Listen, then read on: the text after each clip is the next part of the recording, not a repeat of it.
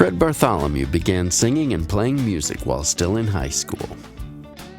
Well, I started my vocals in high school and sang tenor. Went to state contests and won #1 2 years in a row. And I started out on some instruments too, like a trumpet or a cornet. And then I took lessons when I was in elementary school on piano for a quarter lesson.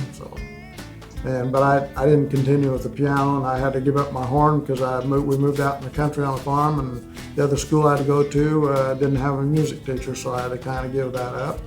And my brother made that horn into a bugle, so he got a good deal out of that. So my younger brother.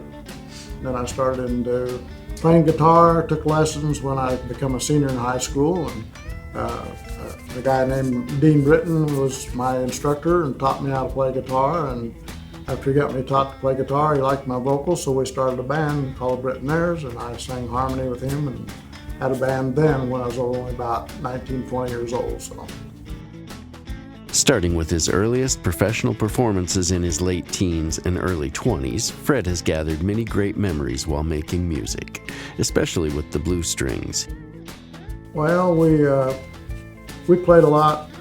We had a bass club that we played in, and Ivan bought a VFW back then, and we called it the Blue Spur, and that was our bass. And we played behind country artists that were touring, and when they come in down there, we'd book them in, and Ivan would get them in there, and we'd back them up, and that worked really well.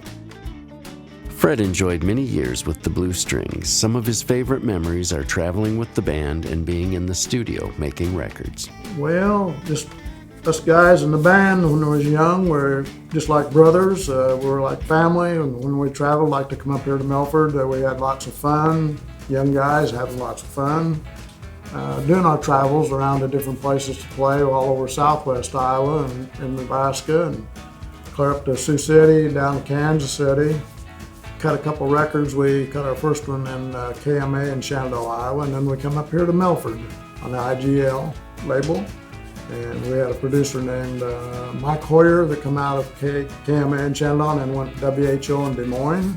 He produced our record because some of our boys, 4 of them went to Nashville in about 1972, 74, and 76, and they made their careers down there. I did not go do that. Had a family and doing my work, and wish I'd went on with it further, but they made really good on what they were doing. So. A recent musical highlight for Fred has been a trip he took to Nashville, Tennessee to hear some new music by his grandson Trevor's clients.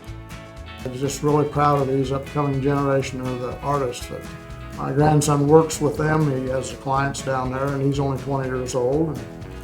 Been doing it since he's 13, and he's built a pretty good business so far down there. So it's been really great. He took me to Nashville. Otherwise, I might not have made it down there to go be with my other players and make our CD that we made down there. We have 27 songs on a CD. So we went clear back to where the Blue Strings first started with some of the songs that we recorded in Shenandoah, Iowa, and KMA, and the ones up here at Milford.